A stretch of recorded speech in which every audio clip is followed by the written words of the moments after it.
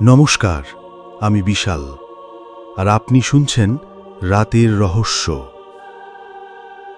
হিমাচল প্রদেশের পাহাড়ি পথে ঘেরা কুয়াশা মাখা নিস্তব্ধতার বুক চিরে দাঁড়িয়ে থাকা একটি টানেল নিয়ে আজ কথা বলবো। অনেকেই ট্যুরিস্ট স্পট হিসেবে ওখানে যান, কেউ ছবির খোঁজে, কেউ প্রকৃতির। কিন্তু খুব কম মানুষ জানেন টানেলের সেই নীরব দেওয়ালের ফাঁকে লুকিয়ে আছে এক ভয়ঙ্কর কাহিনী, রক্ত জমে যাওয়া, শ্বাস আটকে যাওয়া এক অতীত। এই গল্পটা কল্পনা নয়, পুরনো রেকর্ড ঘাঁটলে, স্থানীয়দের কথা শুনলে আর কিছু অভিজ্ঞ মানুষের স্মৃতিচারণায় বারবার উঠে আসে একটা নাম, বারক টানেল, যেটা আবার সরকারি নথিতে টানেল নাম্বার 33। আজও কেউ কেউ বলেন, ভাই ওই দিকে যাবেন ঠিক আছে, কিন্তু সন্ধ্যের পর যদি ওই টানেলের কাছে যান, সাবধানে যান, কারণ সব কিছু যে চোখে দেখা যায় না। এই টানেল নিয়ে গল্পটা শুরু হয় ব্রিটিশ আমলে। তখন পাহাড় কেটে রেল লাইন বসানো হচ্ছিল। একজন ব্রিটিশ ইঞ্জিনিয়ার কর্নেল বারক এই টানেলের দায়িত্বে ছিলেন। মানুষটা নাকি অসম্ভব পরিশ্রমী, নীতিবান এবং সৎ ছিলেন, কিন্তু ভাগ্য তাকে অন্য পরিণতির দিকে ঠেলে দেয়। তার দায়িত্ব ছিল এই টানেল বানানোর। দুদিক থেকে খোঁড়া শুরু হয়, যাতে মাঝখানে এসে জুড়ে যায়। কিন্তু কেউ জানে না ঠিক কি ভুল হয়েছিল। হয়তো নকশায়, হয়তো ক্যালকুলেশনে দুদিকের মুখ একসাথে মেলেনি, আর এই ভুলের জন্য ব্রিটিশ সরকার তাকে জরিমানা করেন। খুব বড় অঙ্ক না, 1 টাকা মাত্র। শুনে হাসি পেতে পারে, কিন্তু সেই সময় একজন ব্রিটিশ অফিসারের কাছে এই জরিমানা মানে অপমান, অবিশ্বাস্য অপমান। এই অপমান সহ্য করতে না পেরে কর্নেল বারক নিজের পোষা কুকুরটিকে নিয়ে সেই টানেলের কাছেই আত্মহত্যা করেন। কেউ বলে গুলি করে, কেউ বলে গলায় দড়ি দিয়ে, কিন্তু ফলাফল একটাই, মৃত্যু। তার দেহের সৎকার হয় টানেলের কাছে, এবং সেই থেকে এই টানেল হয়ে ওঠে বারক টানেল। সেই থেকে কাহিনী ছড়াতে থাকে। রাতের বেলায় কেউ কেউ নাকি তাকে দেখেছে। এক ইংরেজ সাহেব দাঁড়িয়ে আছেন টানেলের মুখে, নিঃশব্দে। কেউ কেউ বলে তিনি পোষা কুকুর নিয়ে হাঁটছেন।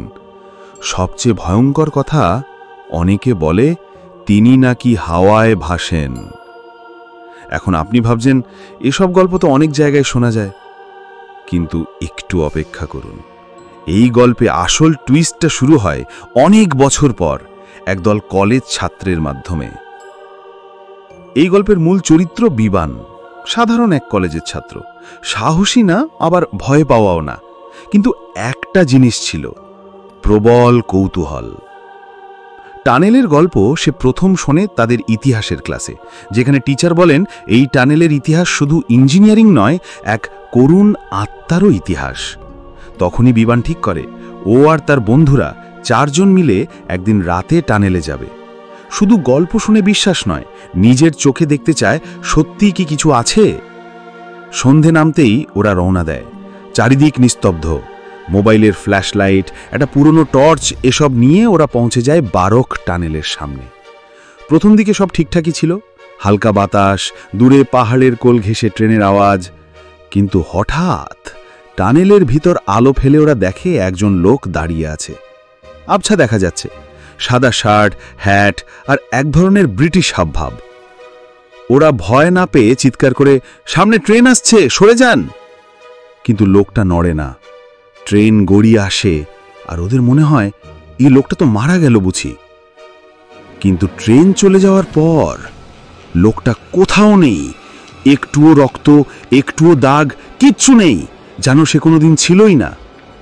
সবাই একটু চুপ, কে আগে কি বলবে বুঝতে পারছিল না। তখনই আবার দূরে আলো দেখে এক বন্ধু বলে, ওই তো লোকটা আবার দাঁড়িয়ে।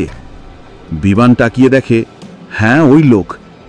কিন্তু এবার একটা জিনিস চোখে পড়ে, তার পা নেই, একেবারে নেই, যেন হাওয়ায় ভাসছে। কুয়াশার মধ্যে দিয়ে একটা অবয়ব, কিন্তু নিচে মাটি স্পর্শ করছে না। এখানেই শুরু হয় আসল আতঙ্ক। চারিদিক ঠান্ডা হয়ে যায়, কার গা কাঁপতে থাকে। হাওয়ার মধ্যে একটা চাপা গন্ধ, যেন জ্বলে যাওয়া লোহার। আচমকা টর্চ বন্ধ হয়ে যায়।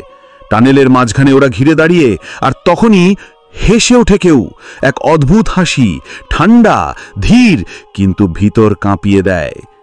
বিমান কেঁপে কেঁপে বলে, চলো চলো, এবার ভুল করেছি।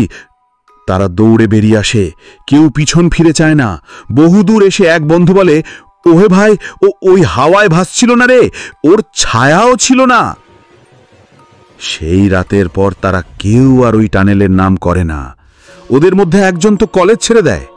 আর বিমান, সে নিজের ডায়েরিতে লেখে, ওই লোকটা কেউ নয়, কর্নেল বারক নিজে। আজও ওই টানেল আছে, মানুষ ট্রেনে চড়ে যায়, ছবি তোলে, কিন্তু কেউ কেউ জানে, কেউ পাহারা দেয় সেখানে। অপমানিত, মৃত এক আত্মা। তিনি হয়তো কাউকে ক্ষতি করেন না, কিন্তু সময় মতো নিজেকে দেখান, যেন বলেন, আমি এখনো এখানে আছি। আর আপনাদের বলছি, এমন জায়গায় গেলে শুধু চোখ দিয়ে নয়, মন দিয়ে দেখবেন, কারণ সব গল্প কল্পনা নয়, কিছু ইতিহাস এখনো জীবিত।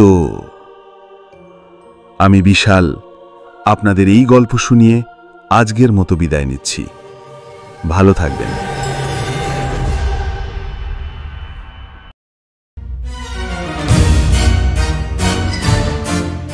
শোনার জন্য ধন্যবাদ। আপনি শুনছিলেন রাতের রহস্য। শুনুন রাতের রহস্য প্রতি শুক্র ও শনিবার ইউটিউবে।